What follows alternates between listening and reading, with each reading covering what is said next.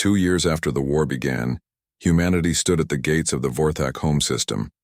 The once mighty empire that had ruled 12 star systems was now reduced to their capital world, and a handful of desperate defenders, Admiral Bayek Jin, looked at the massive planet through his ship view screen and felt a cold satisfaction. The Vorthak homeworld was called Vorthakis, and it was the largest planet humanity had ever seen. It had 3 moons and was surrounded by the most advanced defense systems. In the galaxy, thousands of weapons platforms floated in space around the planet. Energy shields protected the surface from orbital bombardment. This was where the aliens made their final stand. Supreme Commander Thacker was trapped on his homeworld, with the remaining Vorthak leadership. The alien who had ordered the execution of human women now faced the same fate he had given to others. His scales had turned permanently gray, which meant he was in constant fear. He knew that humanity was coming. For revenge, Colonel Park Seo commanded the final assault forces. He was Dr. Park Mina' younger brother, and had volunteered for the most dangerous genetic modifications available. His sister death had driven him to become something beyond human. His body was covered in metal plates. His eyes glowed red, and his strength could crush alien bones like twigs. The colonel had requested to lead the final battle personally. President Kang Seo had agreed because she understood his need for justice. His team consisted of 1,000 modified soldiers who had all lost family members to the Vorthak. They were the most dangerous humans ever created, and they wanted to finish what the aliens had started. General Yoon Hai prepared the dimensional warfare, tactics that would bypass all Vorthak defenses. Dr. Namjoon had spent 2 years developing technology that could fold space itself. Human ships could appear anywhere without traveling through normal space. The aliens had no defense against this new science. The battle began at dawn on the human homeworld. President Kang Seo gave the final order from her command center deep beneath Earth. She had waited 2 years for this moment. The woman who had watched Dr. Park Mina die in crystal cages was about to deliver justice. Begin Operation Final Justice, she commanded. Every human ship in the galaxy received the order simultaneously. The largest military force ever assembled by any species prepared to destroy the last Vorthak stronghold. Admiral Baek Jin activated the dimensional warfare systems. Human ships began disappearing from normal space and reappearing inside the Vorthak defense network. The alien weapons platforms were designed to shoot at enemies approaching from outside, but the human ships materialized among them like ghosts. The Vorthak tried to activate their planetary shields, but Colonel Park Seo assault teams were already on the surface. His modified soldiers had used personal dimensional devices to appear in the shield generator facilities. The aliens found human warriors inside their most secure installations. The colonel fought his way through the main shield control center. His metal claws tore through alien armor like paper. His red eyes burned with hatred as he killed every Vorthak he encountered. This was for his sister. This was for all the innocent women who had died screaming in crystal cages. General Yoon Hai ground forces materialized in every major city on the planet simultaneously. The Vorthak. Civilians had never seen war on their homeworld. They panicked and ran, but there was nowhere to hide. The humans had come not for conquest, but for extermination. Dr. Namjoon's final weapons were unleashed on the planet's surface. Nanobots that targeted Vorthak DNA were released into the atmosphere. Viruses designed to attack alien biology spread through the air. Chemicals that turned Vorthak food supplies poisonous contaminated their water systems. The most terrible weapon was the Soul Render Array, a massive version of the device the aliens had used to torture human women. Dr. Namjoon had built it to affect an entire planet. The device could separate consciousness from millions of bodies simultaneously while keeping them aware of every moment of agony. Supreme Commander Thacker tried to escape in his personal spacecraft, but Captain Song Min was waiting for him. The modified human warrior had been hunting the alien leader for 2 years. His ship appeared inside Thacker private hangar using dimensional technology. The alien commander found himself face to face with a human who looked like a machine of death. Captain Song Min's metal skin reflected the hangar lights. His blue glowing eyes stared at the creature who had ordered the murder of innocent women. "You killed our sisters," the captain said in perfect Vorthak language. "Now you die like they died." Supreme Commander Thacker tried to fight, but he was no match for the modified human captain. Song Min grabbed the alien leader with hands that could crush steel. He dragged Thacker back to the execution site where Dr. Park Mina and Lieutenant Cho Yuna had died. The memorial had been rebuilt on the Vorthak homeworld, exactly as it had appeared during the original executions. The crystal cages were there, the viewing platforms were ready, and the soul render device was activated. President Kang Seo herself came to witness the final justice. The remaining Vorthak leadership was brought to the memorial in chains. Supreme Commander Thacker and his council were forced into the same crystal cages they had used to torture human women. The irony was not lost on anyone. The hunters had become the hunted president. Kang Seo stood before the cages and looked at the aliens who had started this war.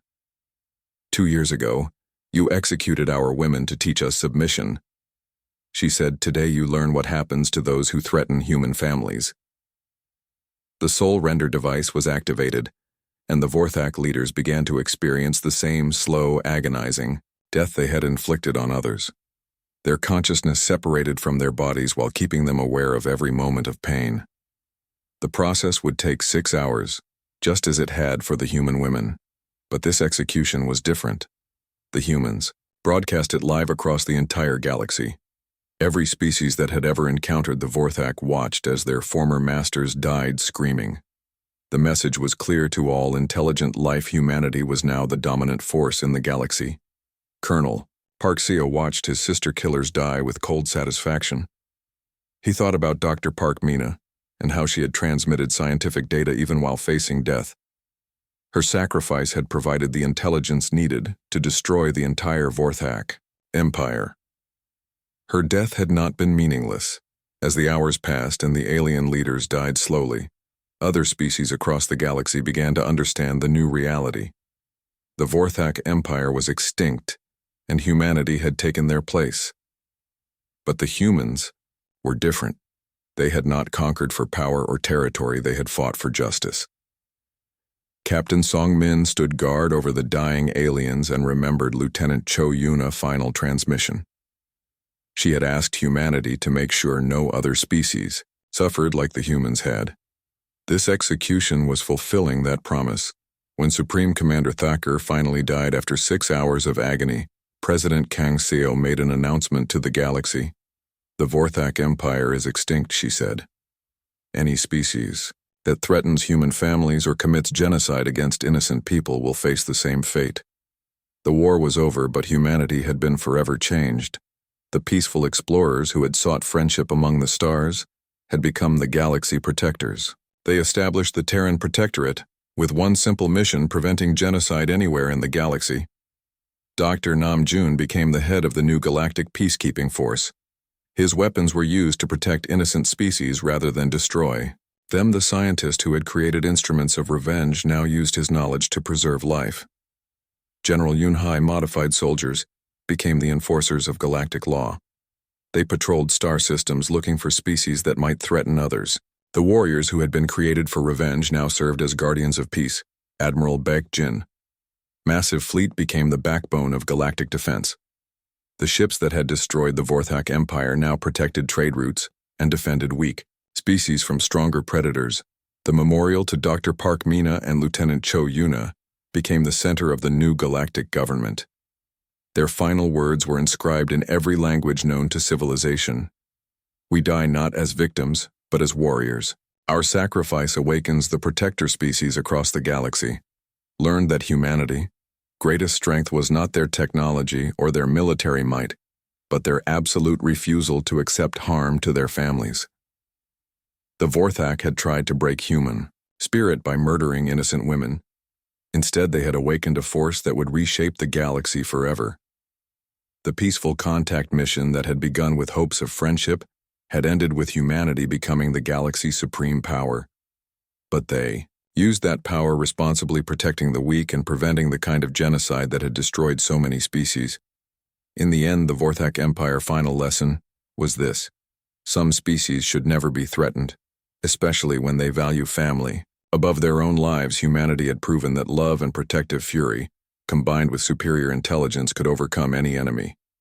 The galaxy was safer now because the monsters who killed innocent people were extinct, and the species that valued life above all else had taken their place. The age of the Vorthak was over. The age of human protection had begun. The message from the new soul reached Earth on a Tuesday morning. President Kang Seo was having breakfast with her family when her emergency communicator started flashing red. She had been the leader of Earth for 5 years and had never seen the device activate before. She knew this meant something terrible had happened. Within minutes, President Kang Seo was in the underground command center beneath the capital city. The video transmission from Captain Lee Hyun was waiting for her. When she pressed the play button, she saw something that would change her forever. The recording showed Dr. Park Mina and Lieutenant Cho Yuna dying slowly in crystal cages while alien monsters watched and celebrated. The president had to stop the video 3 times because she could not bear to watch. Her hands were shaking with anger and horror. She had known Dr. Park Mina personally. The doctor had been her science advisor for 2 years. They had worked together on peaceful space exploration projects. President Kang Seo felt like she had lost a daughter. Admiral Baek Jin arrived at the command center within the hour. He was the head of Earth Defense Forces and had served in the military for 30 years. He had seen war before, but nothing had prepared him for what he watched in that video. His face turned red with rage as he listened to the aliens talking about cleansing humanity. General Yoon Hae came running into the command center still wearing her exercise clothes. She had been training when the emergency call came. The general was known for being calm under pressure, but when she saw the video of the women being tortured, her calm disappeared. She started planning for war before the video even finished. Dr. Nam Jun was the last to arrive at the emergency meeting. He was Earth's greatest scientist and had worked with Dr. Park Mina on many projects. When he saw how his colleague had died, he became very quiet. His silence was more frightening than anger because everyone knew he was thinking of ways to destroy the aliens who had killed his friend. President Kang Seo called an emergency session of the Global Defense Council. Every major leader on Earth joined the video conference within 2 hours. The president played the recording from the new soul for all of them to see. The reaction was immediate and unified. Every single leader declared war against the Vorthak Empire. The decision was made in less than 4 hours. Earth would mobilize every resource for total war against the aliens. This was not going to be a limited conflict or a negotiated settlement. This was going to be complete destruction of every Vorthak in the galaxy. The aliens had made the mistake of attacking human families, and now they would pay the ultimate price. Admiral Baek Jin began implementing war plans that had been developed but never used. These were strategies designed for fighting an enemy that wanted to destroy all human life. The plans were called Red Sky Protocols, and they contained methods of warfare so ruthless that they had been classified beyond top secret. The admiral explained the situation to his staff. "We are not fighting for territory or resources," he said. "We are fighting for the survival of our species. The enemy wants to murder every woman on Earth. They have already killed our sisters and daughters, now we kill them all." General Yoon Hae started activating military units that most people did not know existed. These were special forces that had been trained for scenarios involving alien invasion or species extinction threats. The soldiers in these units had volunteered for genetic modifications that made them stronger, faster, and more deadly than normal humans. The general gathered her top commanders in a secure briefing room. "The aliens think they understand warfare," she said. "They have conquered 12 species using fear and overwhelming force, but they have never fought humans before. They do not know what we are capable of when our families are threatened." Dr. Nam Jun began working on weapons based on the intelligence that Dr. Park Mina and the other women had transmitted with their last breaths. Every detail they had provided about Vorthak biology was being turned into instruments of death. The doctor worked without sleeping for 3 days straight, developing new forms of destruction. Meanwhile, across Earth, the news of the alien executions spread like wildfire. The video footage was broadcast on every channel showing the brave human women dying while fighting to protect their species. The reaction from ordinary citizens was immediate and overwhelming. Millions of people volunteered to join the military. The recruitment centers could not handle all the volunteers. Men and women of every age wanted to serve in the war against the aliens. Many of them had watched Dr. Park Mina die and felt personal anger against her killers. Others were motivated by fear that the same thing would happen to their own wives, mothers, and daughters. Captain Song Min was one of the first to volunteer for the most dangerous assignments. He was a former Special Forces soldier who had retired to civilian life. When he saw the video of Lieutenant Cho Yuna being tortured, he immediately returned to service. He volunteered for experimental programs that would modify his body for fighting in alien environments. The captain underwent genetic treatments that changed his biology. He became stronger and faster than any normal human. His bones became harder than steel and his blood could carry more oxygen.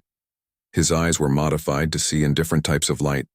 His body could survive in environments that would kill ordinary people. Thousands of other soldiers volunteered for similar modifications. They knew the treatments were dangerous and painful, but they wanted revenge for their fallen sisters. The volunteers came from every country and every background. They were united by anger and determination to make the aliens pay. President Kang Seo addressed the planet in a speech that was broadcast to every human settlement in the solar system. She stood in front of images of Dr. Park Mina, Lieutenant Cho Yuna, and the other murdered women.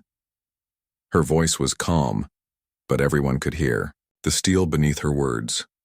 The Vorthak Empire believes they can terrorize us into submission, she said. They think that by murdering our women, they can break our spirit. They are wrong. They have awakened something in humanity that has been sleeping since we stopped fighting each other. They have reminded us what we are capable of when our families are threatened. The president continued, "We will not negotiate with these monsters. We will not show them mercy. We will hunt them across the galaxy. Until every single one of them is dead, we will make sure that no other species ever suffers what our sisters suffered. This is not just war. This is extinction." The speech had an immediate effect on human society. Factories across Earth began converting to weapons production. Companies that made civilian goods started making military equipment instead. Scientists abandoned peaceful research to work on new weapons. Universities began teaching combat engineering instead of regular subjects. The transformation was visible everywhere. Peaceful cities became military bases. Civilian spaceports became launch sites for warships. Research laboratories became weapons development centers. The entire human civilization was reorganizing itself for one purpose: destroying the Vorthak Empire. Children too young to fight helped by working in factories making ammunition and supplies. Elderly people who could not serve in combat became teachers training the next generation of warriors. Everyone on Earth had a role to play in the coming war. Everyone was motivated by the images of their murdered representatives. Dr. Nam Jun made breakthrough after breakthrough in weapons development. He created nanobots that could target Vorthak genetic markers specifically. These tiny machines would attack alien biology while leaving humans completely unharmed. He developed energy weapons that could penetrate Vorthak armor and ships. The doctor also created psychological warfare tools based on what Dr. Park Mina had learned about Vorthak culture. He found ways to turn their own technology against them and methods to cause fear and panic in their ranks. Every piece of intelligence from the executed women was being weaponized. General Yunhai expanded the special forces, programs to include hundreds of thousands of volunteers. The training was brutal and many people did not survive it. But those who completed the program became something more than human. They were living weapons designed specifically to kill Vorthak. The general established secret bases throughout the solar system where the modified soldiers trained for combat in alien environments. They practiced fighting in the conditions they would find on Vorthak worlds. They learned to use weapons that had never been tested in real combat. Admiral Bayek Jin began construction of the largest military fleet in human history. Shipyards that had built peaceful exploration vessels started making warships instead. The new ships were designed with one purpose: to carry human soldiers to Vorthak worlds and support them in battle. The admiral worked with Dr. Nam Jun to equip the ships with the new weapons they had developed. Each vessel carried enough firepower to destroy entire cities. The fleet also included ships designed for transporting the genetically modified soldiers and keeping them alive in hostile environments. As the months passed, Earth became something it had never been before, a planet entirely dedicated to war. The peaceful civilization that had sent Dr. Park Mina and her colleagues on a mission of friendship was gone. In its place was a military machine focused on revenge and survival. President Kang Seo knew that the war would change humanity forever, but she also knew they had no choice. The Vorthak had threatened to destroy every woman on Earth. They had murdered innocent people. 18 months after the executions, humanity was ready for war. Admiral Baek Jin stood on the bridge of the massive warship called Vengeance and looked out at the largest fleet ever assembled by any species, 12,000 human ships filled the space around Earth. Each ship was loaded with weapons that had never been seen before in the galaxy. The fleet was unlike anything the galaxy had ever witnessed. The smallest ships were destroyers that could fight entire alien fleets. The largest were planet killers that could destroy worlds from orbit. Every vessel carried soldiers who had been modified to be perfect killing machines. Admiral Baek Jin felt proud and terrified at the same time. Captain Song Min was aboard one of the assault ships with his team of modified warriors. His body had been changed so much that he barely looked human anymore. His skin was gray like metal. His eyes glowed blue in the dark, and his strength was 10 times greater than before. He could survive in space without a suit and fight for days without rest. The captain looked at his team of 50 soldiers. They had all volunteered for the same modifications. Each one had lost someone to the Vorthak executions. They were no longer fully human, but they were something far more dangerous. They were living weapons created specifically to destroy aliens. General Yoon Hai was commanding the ground assault forces from her flagship called Final Justice. She had spent the past year training hundreds of thousands of modified soldiers for combat on alien worlds. The training had been brutal and many volunteers had died, but those who survived were unstoppable. The general reviewed the battle plans one more time. The first target was the Vorthak border system called Kelthera. It had 5 planets and was defended by over 1,000 alien warships. The Vorthak expected the humans to attack like other species had, with big space battles and traditional tactics. They were wrong. Dr. Namjoon had developed weapons that the aliens could not imagine, quantum tunneling devices that could transport human soldiers directly inside enemy ships, nanobots that could destroy alien technology from within, energy weapons that could turn Vorthak biology against itself. The doctor had turned every piece of intelligence from the murdered women into instruments of death. President Kang Seo gave the final order from Earth. Her voice was broadcast to every ship in the fleet. "Today we begin the war that will end the Vorthak Empire," she said. "We fight not for conquest but for justice. We fight to make sure no other species suffers what our sisters suffered.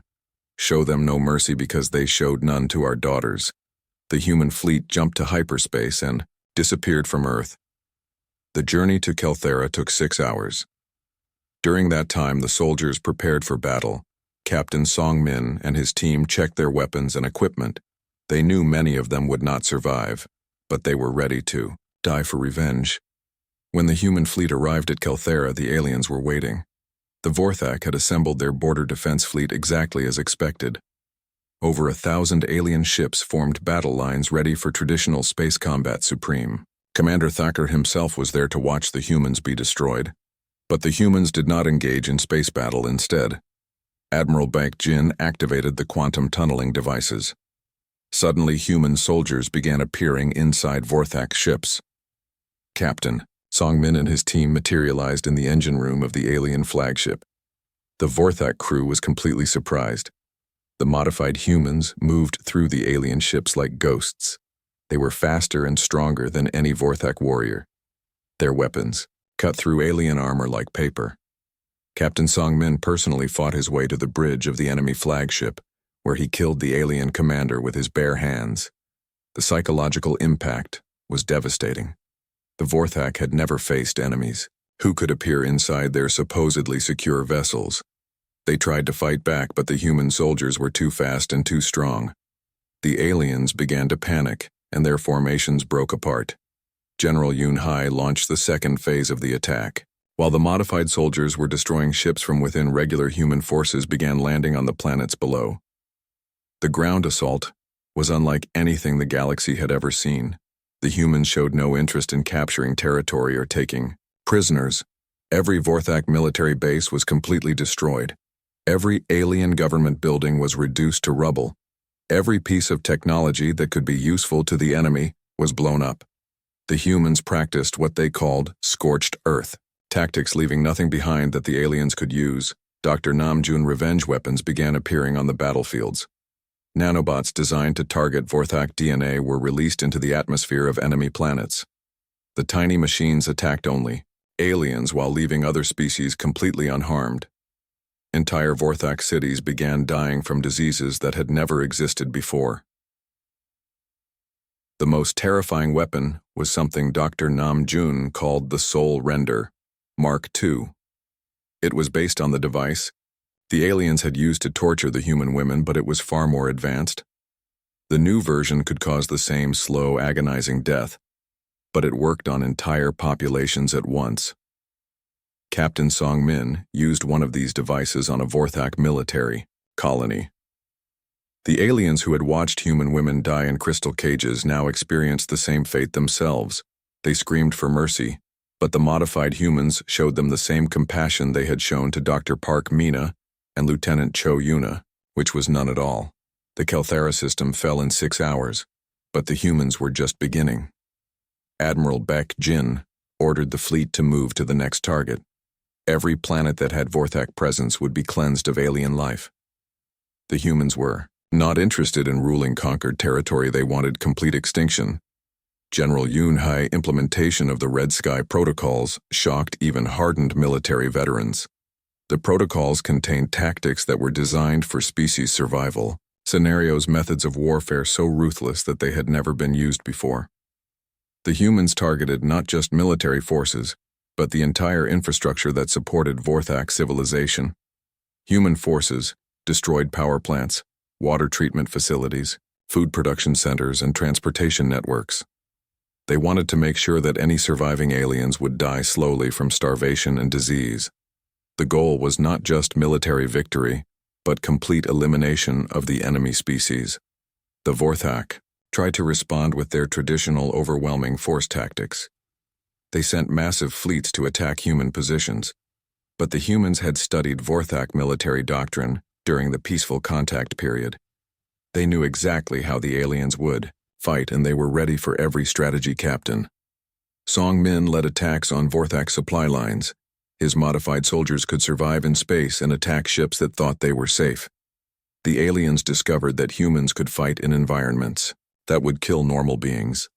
The psychological warfare was as effective as the physical attacks.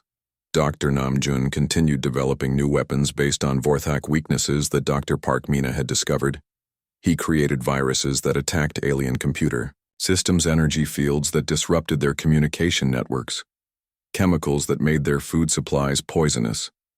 The doctor worked without rest, turning human science into instruments of genocide. The war spread across the galaxy as human forces attacked every Vorthak position. The aliens tried to rally their subject species to fight against humanity, but many of the conquered peoples remembered their own murdered women. They refused to help the Vorthak, and some even joined the human forces. Admiral Baek Jin divided his fleet into smaller groups that could attack multiple targets simultaneously. The Vorthak could not defend everywhere at once. Human forces appeared without warning, destroyed everything of value, and disappeared before enemy reinforcements could arrive. The alien empire began to collapse under the relentless assault. Vorthak leaders who had seemed invincible were dying every day. Their advanced technology was being turned against them by human scientists who understood it better than they did. Their military doctrine was useless against enemies who fought with pure hatred. General Yunhai's modified soldiers proved to be superior to Vorthak warriors in every way. They were stronger, faster, more intelligent, and completely without mercy. The aliens had created perfect soldiers by eliminating females from their society, but the humans had created something even more perfect through science and rage. Supreme Commander Thacker tried to negotiate with the humans. He sent messages offering to return to the old peaceful relationship, but President Kang Seo's response was always the same. There would be no peace until every Vorthak in the galaxy was dead. The time for negotiation had ended when they murdered innocent women. The human war machine operated with cold efficiency. Every battle was won through superior strategy, ruthless tactics, and absolute refusal to show mercy. The Vorthak discovered that their enemies had studied every aspect of their society during the peaceful contact period, and were using that knowledge to destroy them. Captain Song Min became a legend among human forces. His team had destroyed over 100 alien ships and killed thousands of enemy soldiers. The modified warrior felt no satisfaction from the killing, only a cold determination to complete the mission of revenge as the war continued. The Vorthak Empire shrank rapidly. System after system fell to human forces. The aliens who had conquered 12 species found themselves being systematically exterminated. The hunters had become the hunted, and they were learning what it felt like to face extinction. The morning started like any other day for the human crew. Dr. Park Mina was working in her laboratory studying samples of Vorthak plant life. She was excited because she had discovered something new about how their crops grew. Lieutenant Cho Yuna was practicing the Vorthak language with her alien friends. She had learned to sing one of their ancient songs, and they seemed impressed. Captain Lee Hyun was meeting with Supreme Commander Thakur to discuss trade agreements between Earth and the Vorthak Empire. Everything seemed normal, but there was tension in the air that the humans could not understand. The Vorthak had been acting strange for the past few days. Their scales kept changing to colors that meant they were worried or angry. Commander Kim Dae had noticed that more Vorthak soldiers were gathering around the human settlement. He counted at least 50 new warriors who had arrived during the night. They carried weapons that looked very advanced and dangerous. He reported this to Captain Lee Hyun, but they both hoped it was just a coincidence. Then everything changed in one terrible moment. Supreme Commander Thakur called for an emergency meeting with all the human leaders. His scales were bright red, which meant he was very angry or upset. Captain Lee Hyun, Dr. Park Mina, Commander Kim Dae, and Lieutenant Cho Yuna all came to the meeting hall as requested. When they arrived, they saw hundreds of Vorthak warriors surrounding the building. The aliens looked serious and threatening. Their weapons were pointed at the humans. The 4 human leaders realized they were trapped, but they tried to stay calm. Supreme Commander Thakur stood up on a high platform so everyone could see him. His voice was loud and angry. When he began to speak, the computers translated his words, but the humans could hardly believe what they were hearing. Humans of Earth, he said, we have studied your species for 3 months. We have learned about your society, your culture, and your way of life. We have discovered that you have a terrible sickness that threatens the peace of the entire galaxy. Dr. Park Mina stepped forward and asked, what sickness are you talking about? We have shared all our medical knowledge with you. Our people are healthy. Supreme Commander Thakur pointed at her with one of his 4 arms. You are the sickness, he said. All the females of your species are the sickness. You allow your women to think and decide and lead. This is against the natural order of the universe. Only males should have power. Only males should make decisions. Captain Lee Hyun could not believe what he was hearing. He said, that is not a sickness. That is how we have always lived. Men and women work together as equals. This makes us stronger, not weaker. The Vorthak leader laughed, but it was not a happy sound. It was cold and frightening. You are wrong, small human, he said. We have seen this disease in other species before. We have helped 12 different alien races by removing their females. These species became strong warriors without the weakness that females bring.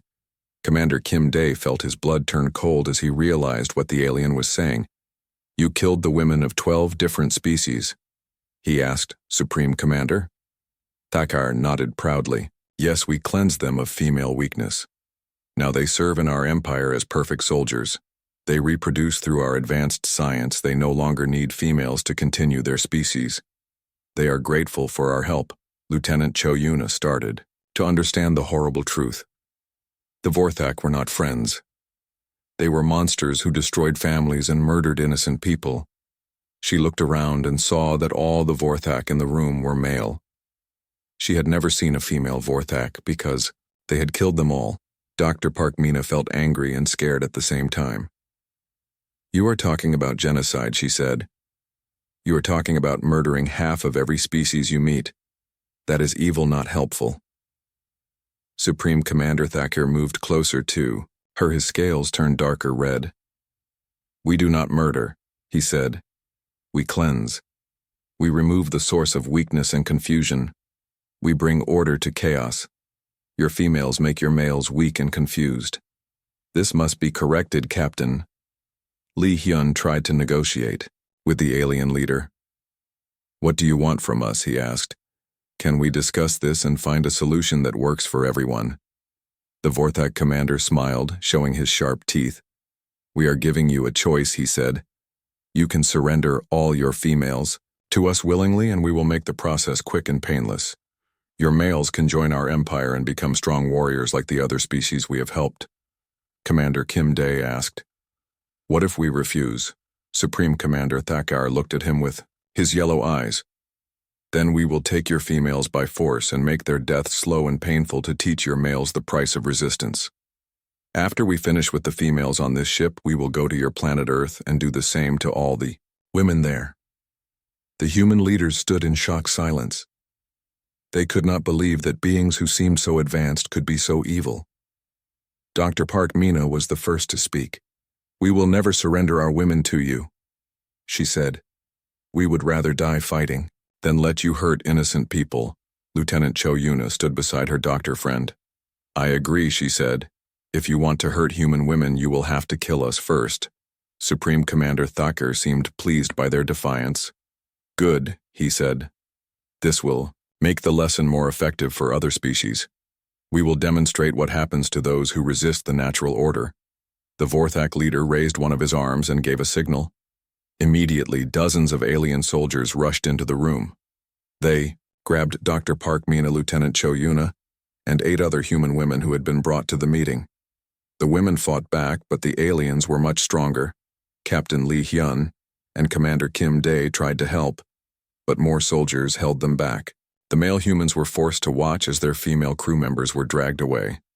The women were put into strange crystalline cages that glowed with purple light. Supreme Commander Thacker explained what was happening. "Those cages will slowly drain the life energy from your females," he said. "The process takes many hours and causes great pain. We will broadcast their suffering across our empire so all our subject species can see what happens to those who embrace female weakness." Dr. Park Mina looked at Captain Li Hyun through the crystal cage. "Tell Earth what happened here," she said. "Do not let our deaths be meaningless. Fight back against these monsters." Lieutenant Cho Yuna managed to activate a hidden communication device before the aliens noticed. She began transmitting data about Vorthak military positions and weapon systems that she had observed during their 3 months together. Even while facing death, she was gathering intelligence to help humanity fight back. The other women in the cages began sharing everything they had learned about Vorthak technology and society. They whispered coordinates of military bases, weaknesses in their defenses, and details about their weapons. Every piece of information was transmitted back to Earth through secret quantum communicators. Supreme Commander Thacker noticed what they were doing, but he did not stop them. "Let them send their messages," he said. "It will not matter. Your Earth will have 1 year to surrender all its females, or we will destroy your entire planet. We have done this before to species that refused our help." The execution ceremony began with great fanfare. Vorthak from across their empire came to watch. Representatives from the 12 conquered species were forced to attend as a reminder of what happened to those who opposed the empire. The crystalline cages were moved to a huge amphitheater where thousands of aliens could see. Dr. Parkmina and her colleagues faced their fate with courage and dignity. They continued transmitting intelligence even as the life-draining process began.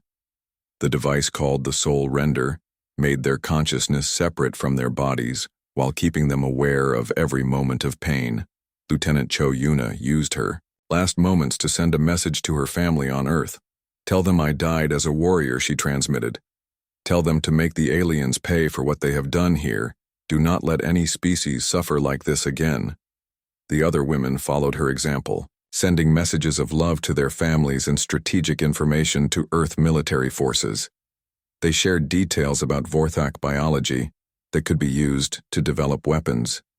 They provided maps of enemy territories and lists of their allies as the hours passed and the women died slowly. The Vorthak celebrated what they called a great cleansing. Supreme Commander Thakur gave speeches about how this would make the galaxy a better place. The subject species watched in horror, knowing that their own females had died the same way. The torture lasted for 6 hours before the last human woman finally died. Dr. Park Meena was the last to go, and her final transmission was a complete analysis of Vorthak weaknesses that she had discovered while studying their biology. Her sacrifice provided the key information that humanity would need to fight back. Supreme Commander Thakur looked at the remaining human males with satisfaction. "Now you see the price of resistance," he said. "Return to your planet and tell your leaders what you have witnessed. You have 1 Earth year to surrender all your females or your species will be extinct." Captain Lee Hyun looked at the bodies of his brave crew members and made a silent promise. The Vorthak had made a terrible mistake. They thought they were teaching humanity a lesson about submission. Instead, they had awakened something far more dangerous than they could imagine. Commander Kim Dae helped gather the bodies of their fallen comrades. Every detail of what had happened was recorded and prepared for transmission to Earth. The aliens had shown their true nature, and now humanity would respond with the full fury of a species whose families had been attacked. Captain Lee Hyun stood on the bridge of his ship New Seoul and looked out at the stars. He had been traveling through space for 3 months now, looking for new life forms to meet. His crew of 50 people were the best that Earth could send. They were scientists, doctors, and soldiers all working together for one big mission to find aliens and make friends with them. The ship New Seoul was huge and beautiful. It had the latest technology that humans had ever built. The engines could make the ship travel faster than light, and the computers could talk to Earth from anywhere in the galaxy. Captain Lee Hyun was proud of his ship and his crew. He knew they were making history. Dr. Park Meena was the most important scientist on the ship. Liu studied alien life forms even though she had never seen any real ones before. She spent her days reading about what aliens might look like and how they might live. She was very smart, and everyone respected her. She had long black hair and always wore her white lab coat. She was excited about meeting aliens for the first time. Commander Kim Dae was in charge of keeping everyone safe. He was a big, strong man who had fought in many battles on Earth. He did not trust aliens yet, but he wanted to give them a chance. He carried weapons and trained his soldiers every day just in case the aliens were not friendly. He hoped they would be nice, but he was ready for anything. Lieutenant Cho Yuna worked with all the communication systems on the ship. She could speak many different languages from Earth, and she was learning how to talk to computers in new ways. She was young and smart, and she loved learning new things. She spent her time trying to figure out how aliens might talk to each other. The crew had been searching for aliens for a long time. When they finally found the first signs of alien life, everyone got very excited. The sensors on the ship detected big cities on a planet far away from Earth. The cities had lights and ships flying around them. This meant the aliens were smart like humans. Captain Lee Hyun called all the important people to a meeting in the main room of the ship. Dr. Park Meena, Commander Kim Dae, and Lieutenant Cho Yuna all came to hear what he had to say. The captain looked serious but happy at the same time. "We have found them," he said. "The aliens we have been looking for are real, and they live on that planet down there. We are going to try to talk to them and be friends. This is the most important day in human history." Dr. Park Meena could not sit still. She was so excited to see what the aliens looked like. She had dreamed about this moment her whole life. She asked Captain Lee Hyun if she could be the first person to study the aliens. He said yes, because she was the best scientist they had. Commander Kim Dae was more careful. He asked the captain what they should do if the aliens tried to hurt them. Captain Lee Hyun said they would try to be peaceful first, but they would protect themselves. If they had to, Commander Kim Dae nodded and went to get his weapons ready. Lieutenant Cho Yuna started working on the communication systems right away. She tried to send simple messages to the aliens using mathematics and pictures. She hoped the aliens would understand that humans wanted to be friends. After 2 days, the aliens finally answered back. They sent a message that said they wanted to meet the humans too. They called themselves the Vorthak Empire. They said they ruled many planets and had met other alien species before. This made the humans feel better because it meant the Vorthak knew how to deal with strangers. The first meeting happened on the alien planet. The humans took a small ship down to the surface. Captain Lee Hyun, Dr. Park Mina, Commander Kim Dae, and 10 other crew members went together. They wore special suits to protect them from the alien air. When they landed, they saw the aliens for the first time. The Vorthak were much bigger than humans. They stood 8 feet tall and had scales like reptiles instead of skin. They had 4 arms instead of 2, and their eyes were yellow like gold. Their scales changed colors when they felt different emotions. Red meant angry, blue meant happy, and green meant curious. Leader of the Vorthak was called Supreme Commander Thakur. He was the biggest alien they had ever seen. His scales were mostly gold with red patterns. He walked up to Captain Lee Hyun and made a sound that the computers translated into human language. "Welcome to our world, small beings," he said. "We are happy to meet you. We have never seen creatures like you before. You are very different from us." Captain Lee Hyun bowed politely and said, "Thank you for meeting with us. We come from a planet called Earth, want to learn about you and share knowledge with you. We hope we can be friends." Supreme Commander Thakur seemed pleased by this. His scales turned more blue, which meant he was happy. He showed the humans around their city. The buildings were made of crystal and metal, and they sparkled in the sunlight. Flying vehicles moved through the air without making any noise. Everything looked very advanced. Dr. Park Mina was amazed by everything she saw. She took pictures and notes about everything the Vorthak. Technology was different from human technology, but it worked very well. She started asking questions about how their machines worked, and the aliens seemed happy to answer. For the next 3 months, the humans and Vorthak met every day. They shared information about science, medicine, and technology. The Vorthak were very interested in human computers and medical equipment. The humans learned about Vorthak engineering and space travel. Lieutenant Cho Yuna worked hard to learn the Vorthak language. She found out that they had words that were similar to old human languages. This made her think that maybe all intelligent life had some things in common. She became friends with some young Vorthak who taught her their songs and stories. Dr. Park Mina spent most of her time studying Vorthak biology. She learned that they lived much longer than humans and were much stronger. They could breathe different kinds of air and eat things that would poison humans. But they also had feelings and families, like humans did. Everything seemed to be going very well. The two species were learning from each other and becoming friends. Captain Lee Hyun thought this was the beginning of a new age for humanity. They would join a galactic community and learn about the universe from species that had been exploring space for thousands of years. But slowly things started to change. The Vorthak began asking many questions about human families. They wanted to know how human children were born and who took care of them. They asked about human marriages and why men and women worked together as equals. Dr. Park Mina noticed that the Vorthak seemed confused when she talked about her job as a scientist. They kept asking if human males told her what to do. They seemed surprised that she could make her own decisions about her research. They asked if human females were allowed to be leaders. Lieutenant Cho Yuna also noticed strange things. When she talked to young Vorthak, they seemed shocked that she was a soldier and could use weapons. They asked her many times if she was really allowed to fight or if she was just pretending. They seemed to think that only males should be warriors. Commander Kim Dae started to feel worried about these questions. He noticed that all the Vorthak leaders were male. He had not seen any female Vorthak in positions of power. When he asked about this, the aliens became uncomfortable and changed the subject. Captain Lee Hyun tried not to worry too much. He thought, maybe the Vorthak just had different customs than humans. He hoped that by spending more time together, the two species would understand each other better. But deep inside, he was starting to feel that something was wrong. The questions about human women became more frequent and more strange. The Vorthak wanted to know everything about how human society worked.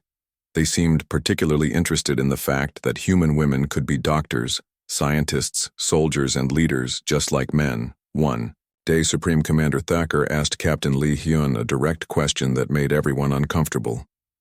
He asked why humans allowed their females to have so much power. He said it seemed dangerous and unnatural to let females make important decisions. Captain Lee Hyun tried to explain that human men and women were equal partners in their society. He said that women were just as smart and capable as men. The Vorthak leaders looked at each other with expressions that the humans could not understand. Their scales turned colors that meant they were thinking hard about something troubling. Dr. Park Mina continued her research, but she started to notice that she was being watched more carefully. The Vorthak scientists she worked with began asking her personal questions about her life on Earth. They wanted to know if she had a husband and children.